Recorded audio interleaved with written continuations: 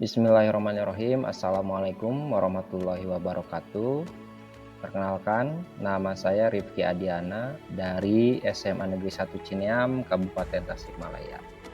Di kesempatan kali ini saya akan membahas salah satu tugas terkait koneksi antar materi modul 1.1.A.8 terkait kesimpulan dan refleksi terhadap pemikiran Ki Hajar Dewantara.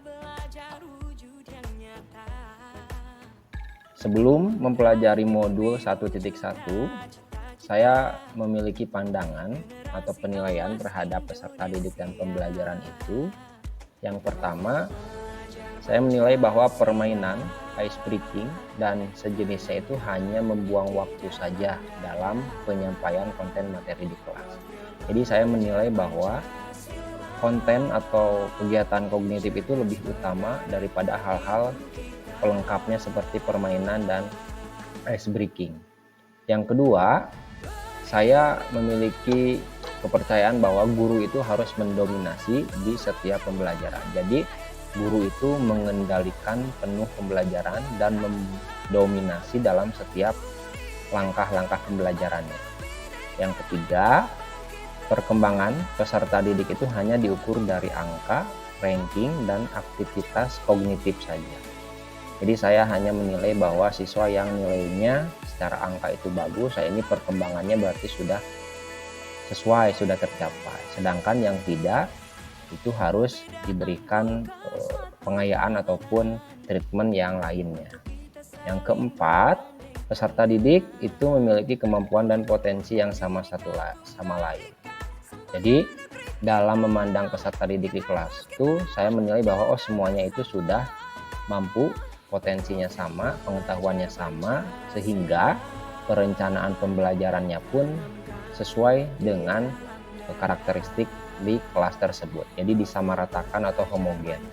Nah, itu pandangan saya sebelum mempelajari modul 1.1.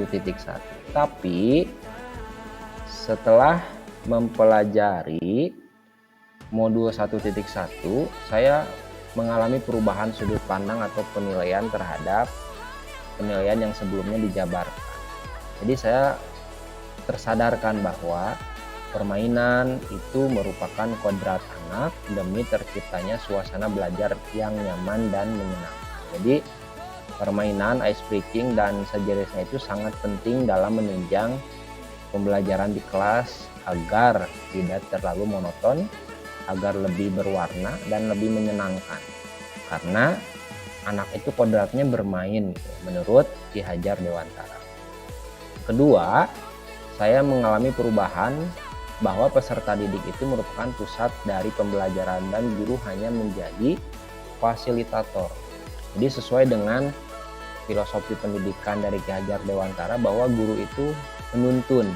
Nah, makna menuntun ini adalah siswa itu sudah punya potensi, sudah punya kemampuan, tinggal gurunya saja yang mengarahkan. Ini arah dari peserta didik itu kemana arahnya, yang sesuai dengan potensinya. Sehingga pembelajaran itu harus berpusat pada murid, harus murid yang lebih aktif selain dari guru. Yang ketiga, perkembangan peserta didik itu holistik atau menyeluruh, ya. Tidak hanya kognitif saja, tapi bisa dilihat dari psikomotoriknya, dari sikapnya, afektifnya, dari karakternya, dari nilainya, dari normanya. Jadi pembelajaran di kelas itu tidak hanya menekankan pada kognitif saja, tapi bisa dilihat dari bagaimana anak memperhatikan, bagaimana anak disiplin, bagaimana anak datang ke kelas, bagaimana anak bekerja sama, dan lain sebagainya. Itu harus menjadi satu kesatuan yang utuh. Dan yang terakhir, adanya perubahan sudut pandang itu terkait bahwa peserta didik itu secara alami itu berbeda, heterogen, karena dipengaruhi oleh faktor-faktor dari dalam dan juga dari luar.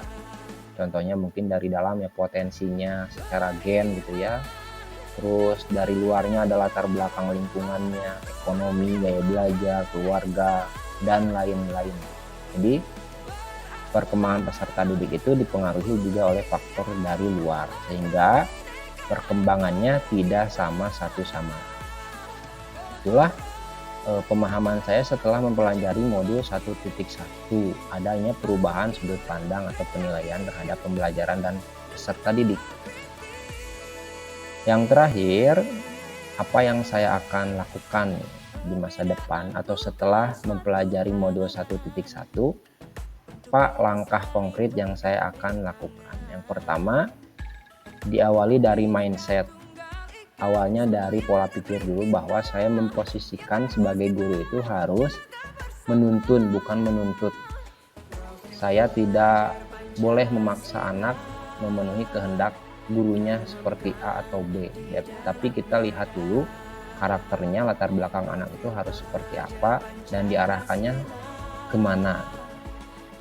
Yang kedua, mulai masuk ke administrasi. Saya mulai menyusun perencanaan atau RPP yang berpusat pada murid, nyaman, dan juga menyenangkan.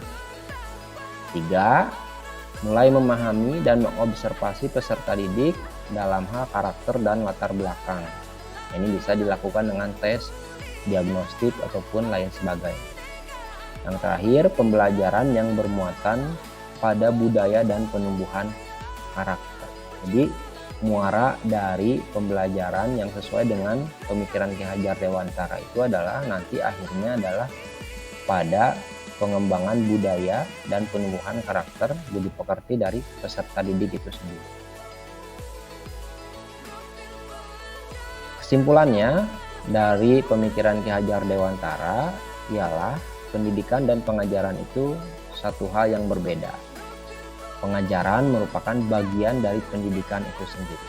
Kalau pendidikan itu menyeluruh, ya, dan menekankan pada nilai dan karakter. Kalau pengajaran lebih fokus pada kegiatan-kegiatan kognitif.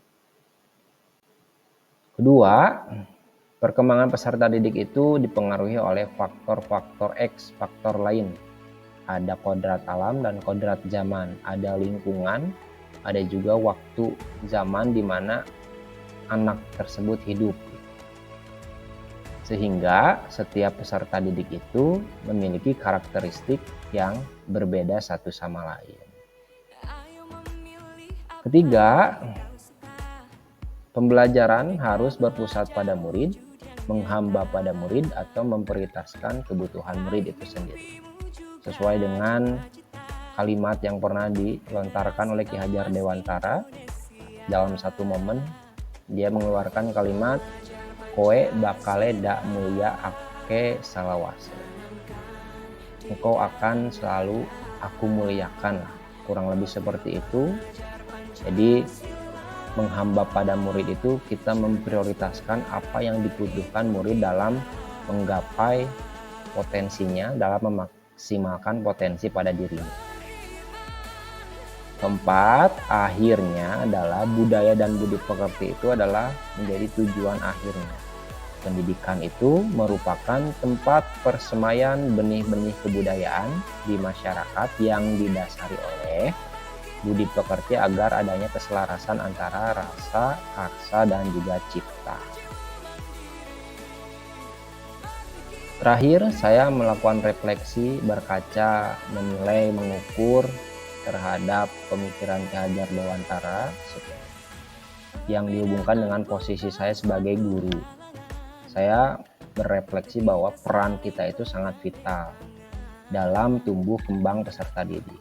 Apabila kita memberikan treatment pendidikan, pembelajaran yang kurang tepat dalam hal metode, gaya belajar, dalam hal bidang pedagogis lainnya, hubungan emosional, konten pembelajaran, maka hal tersebut akan menghambat bahkan menghancurkan masa depan peserta didik itu sendiri. Karena terjadinya miss, potensinya A atau B, tapi kita mengarahkannya ke kegiatan-kegiatan yang menjurus ke bidang C misalnya.